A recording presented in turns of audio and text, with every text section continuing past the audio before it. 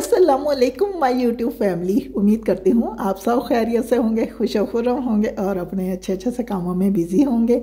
अल्हम्दुलिल्लाह व्लॉग में आप सबको वेलकम कहती हूँ। आज का व्लॉग बहुत ही यूज़फुल होने जा रहा है और ये व्लॉग जो है गार्डन, किचन और मार्बल क्लीनिंग से रिलेटेड है। तो जी सबसे पहले स्टार्ट लूँगी गार्डन से, लेकिन चीज़ें हमें चाहिए होंगी किचन से। तो किचन में एक मग जो था मेरा वो टूट चुका है और साथ में हमारे पास जो स्पॉन्ज होते हैं जो पुराने हो जाते हैं बर्तन वॉश करते करते, तो उन्हें फेंकना नहीं चाहिए। उनका एक बहुत ही अच्छा यूज़ आज मैं बताने वाली हूँ कि कुछ प्लांट्स ऐसे होते हैं जिन्हें बहुत ज़्यादा पानी की ज़रूरत होती है, जैसा कि मैं ये पैनी का प्लांट दिखा रही हूँ आपको। इसके अलावा और भी बहुत सारे प्लांट्स होते हैं जिन्हें पानी की बेहद ज़रूरत होती है। पैनी के प्लांट को बहुत ज़्यादा पानी की ज़रूरत होती है, इसीलिए मैंने स्पॉन्ज इसके लिए इस्तेमाल किया है, क्योंकि स्पॉन्ज जो है वो काफ़ी टाइम तक अपने अंदर पानी को स्टोर करके रखता है। और मग में मैंने इस स्पॉन्ज को रख के थोड़ी सी मिट्टी डाल के और पैनी का प्लांट लगा दिया और ये मेरा प्लांट काफ़ी अरसे तक इसमें चलेगा। पैनी के प्लांट को पानी की बेहद ज़रूरत होती है, हर वक्त इसमें पानी खड़ा रखना पड़ता है। तो इसके अंदर स्पॉन्ज होगा जो कि अपने अंदर काफ़ी पानी को स्टोर रखेगा और इस प्लांट को पानी फराहम करता रहेगा। अब मैं बात करूंगी किचन में इस्तेमाल होने वाले ऑयल की। बाज़ औक़ात हम जब कोई चीज़ें फ्राई करते हैं तो बाद में बहुत सारे पार्टिकल्स उस ऑयल में रह जाते हैं और ऑयल भी बच जाता है, जिसे हम इस्तेमाल करना चाहें तो उसमें पड़ी हुई चीज़ों की वजह से नहीं इस्तेमाल कर सकते। तो इसको बिल्कुल पहले की तरह ऑयल बनाने का बहुत ही आसान, यानी खालिस ऑयल बनाने का आसान तरीका ये होगा कि हम लेंगे एक साफ़ सुथरा बॉल और उस पर रख लेंगे स्टेनर और स्टेनर पर रख लेंगे कॉटन बहुत ही साफ़ सुथरी सी और इसे कटोरी नुमा बना लेंगे। अब हमारे पास जितना भी ऑयल है इस कॉटन के ऊपर से हम गुजारेंगे और वो छनता हुआ नीचे साफ़ सुथरा निकलता चला जाएगा। जितने भी पार्टिकल्स हैं वो सारे इस कॉटन पर रह जाएंगे और साफ़ सुथरा ऑयल हमें मिल जाएगा। और ये काम जो है रमज़ान मुबारक में ज़रूर करना चाहिए, क्योंकि उन दिनों में हम बहुत सारी चीज़ों को फ्राई कर रहे होते हैं और ऑयल जो है वो कढ़ाई में काफ़ी सारा बचा हुआ होता है और उसमें काफ़ी चीज़ें पड़ी हुई होती हैं। जब उसे हम छानते हैं तो तब भी कुछ ना कुछ साथ आ जाता है। तो ये तरीका सबसे ज़्यादा बेस्ट रहेगा।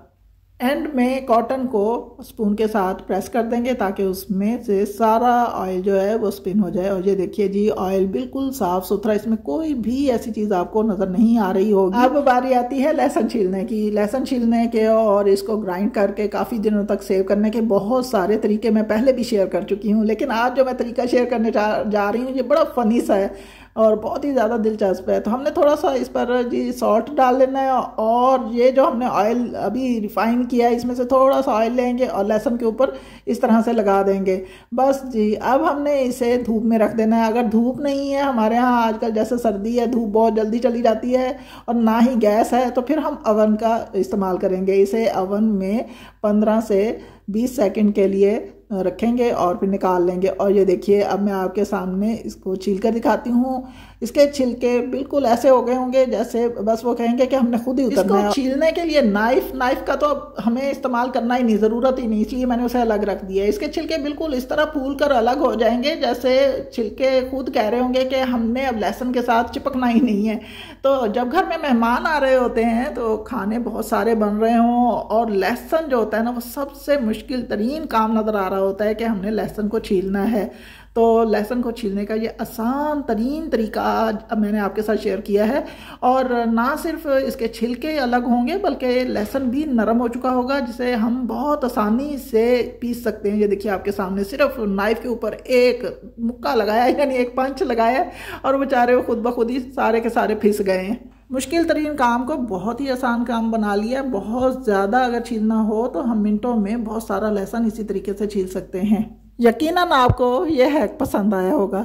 अब बारी आती है जी इस छलनी की, जो कि पकोड़े वगैरह फ्राई करने के काम आती है। तो इससे मैं काम लेती हूँ पोटैटोज़ को क्रश करने का। तो ये देखिए जी पोटैटो को जब हम इसे उल्टा करके रखते हैं और इसके ऊपर पोटैटो को क्रश करते हैं तो बहुत आसानी से सारा पोटैटो जो है वो कद्दूकश होकर नीचे चला जाता है और इसका जो छिलका है वो ऊपर रह जाता है। दूसरा इसका फ़ायदा ये है कि हमें जो पोटैटो जिस हालत में चाहिए होता है वो इसमें बहुत अच्छे तरीके से कश हो जाता है, क्योंकि अगर हम कद्दूकश करें तो उससे पोटैटो बहुत ज़्यादा नरम पड़ जाता है और या फिर अगर हम इसे पीसें तब भी इसकी वही हालत होती है। मैंने ये आलू इस्तेमाल करने हैं पराठे बनाने के लिए और पराठों में जब तक आलूओं के, पोटैटोज़ के चंक्स ना मिलें तब तक पराठे मुझे खस्ता नहीं लगते। तो जिस तरीके से इसमें कश किए जा रहे हैं इनसे यकीनन चंक्स बनेंगे, यानी कुछ आलू बारीक होंगे, कुछ मोटे होंगे, कुछ नरम होंगे। और सबसे अच्छी बात यह है कि इसमें आलू के छिलके बिल्कुल भी नहीं जाते, वो ऊपर ही रह जाते हैं और इन्हें हम ऊपर से ही उठा सकते हैं। और अब मैं आपको दिखाऊंगी कि ये देखिए किस तरह से ये बहुत ही प्यारे, ये पहले इनके छिलके देख लीजिए अलग हो गए और साथ में ये इनकी आप ये देखिए इस तरह से चंक्स की शक्ल में ये आएंगे और बहुत ही मज़े के पराठे बनेंगे। अगला हैक जो शेयर करने जा रही हूँ जी वो भी पोटैटो से ही रिलेटेड है। आजकल आलूओं का मौसम है, आलू बेताज बादशाह बना हुआ है, हर चीज़ में आलू जा रहा है, कोई सब्ज़ी ऐसी नहीं जिसमें आलू ना डाला जा रहा हो। और आलू जो है सर्दी में बेपनाह होता है, नया आया हुआ होता है और नए आलू के ऊपर जो छिलके होते हैं बहुत ही ज़्यादा नरम मुलायम होते हैं। और हमारे यहाँ तो क्योंकि हमारी जो सब्ज़ी मार्केट है वो बहुत ही नज़दीक है, हम वहाँ से फ्रेश सारी सब्जियाँ लेके आते हैं, इसलिए आपको इसके ऊपर मट्टी भी लगी हुई नज़र आ रही होगी। अगर बाज़ार से जाके, मार्केट से जाकर, शॉप्स से यही आलू लिए जाएं तो वो वॉश करके रखते हैं, लेकिन जी हम लाते हैं सब्ज़ी मंडी से, जिस पर इसी वजह से इसके ऊपर मट्टी भी लगी हुई है। और साथ में अब मैं आपको बताऊंगी कि इसकी मट्टी को उतारना और इसके छिलकों को उतारने के लिए हम कौन सा हैक इस्तेमाल कर सकते हैं। तो ये है जी सिल्वर वूल, जो कि हम बर्तनों के लिए यूज़ करते हैं, लेकिन इन दिनों में मैं एक सिल्वर वूल अपने इन सब्जियों के लिए लेके रख लेती हूँ, यानी कि ख़ास तौर पर पोटैटोज़ के लिए या फिर गाजर वगैरह के लिए। तो ये देखिए इसके ऊपर इस तरह से इसे रब करेंगे तो सारी मिट्टी भी उतर जाएगी और इसके ऊपर वाला छिलका जो कि बहुत ही हल्का फुल्का सा होता है वो भी साफ़ हो जाएगा। हमें नाइफ़ या पिलर इस्तेमाल करने की ज़रूरत ही नहीं पड़ सकती। सख्त सर्दी में बग़ैर सिल्वर वूल के अगर हम पोटैटोज़ को वॉश करने लगें तो कितना टाइम लगेगा। तो अपने लिए सहूलत निकालें और जी इस तरह के छोटे छोटे हैक से बड़े बड़े काम कर लें। और जी अब ये जो मैंने सिल्वर वूल अपनी सब्जियों के लिए, वेजिटेबल्स के लिए अलग रखा है, तो इसके अंदर थोड़ा कुछ ना कुछ तो फंस ही गया होगा। तो उसके लिए जी हमने क्या करना है, इसकी भी क्लीनिंग का ख्याल रखना है। तो एक ले लेंगे जी बोल, उसमें पानी डाल देंगे और इस वूल को थोड़ी देर के लिए भिगो के रख देंगे। बस इसके अंदर जितने भी आलू के पार्टिकल्स वगैरह या छिलके वगैरह जो इसके अंदर हैं वो रह गए होंगे, वो आहिस्ता आहिस्ता बाहर आना शुरू हो जाएंगे और थोड़ी देर के बाद हम इसे अच्छी तरह से वॉश करके अलग से रख लेंगे और जब भी इसकी ज़रूरत पड़ी इसे इस्तेमाल करेंगे। तो अब बारी आती है जी गुड़ की। तो सर्दियों में गुड़ जो है एक ख़ास सौगात होती है, हर घर में आता है, हर घर में खाया जाता है, बहुत सारी स्वीट डिशेस इससे बनती हैं और ख़ास तौर पर गुड़ वाली चाय के तो क्या ही बात है।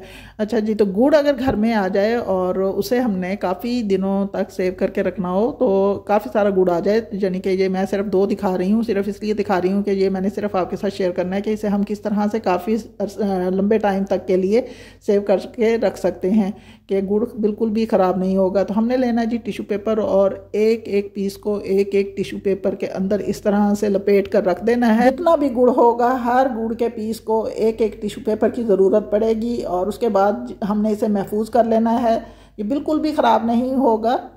गुड़ को लंबे अरसे तक महफूज करने का ये बेहतरीन तरीका है, यकीनन आपको पसंद आएगा।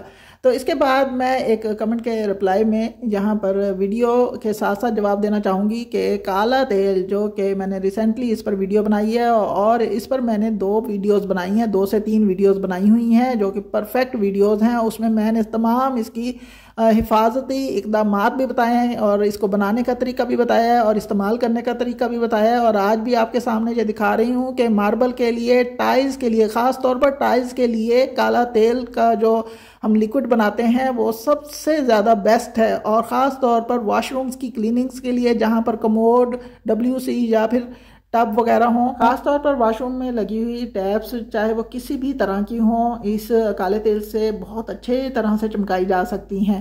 तो ये था मेरा आज का बहुत ही यूज़फुल व्लॉग। अगर आपको ये मेरी वीडियो अच्छी लगी हो तो प्लीज़ मेरे चैनल को सब्सक्राइब कीजिए, लाइक्स दीजिए, कमेंट्स कीजिए और शेयर ज़रूर कीजिए। दुआओं में याद रखिएगा। अल्लाह हाफिज़।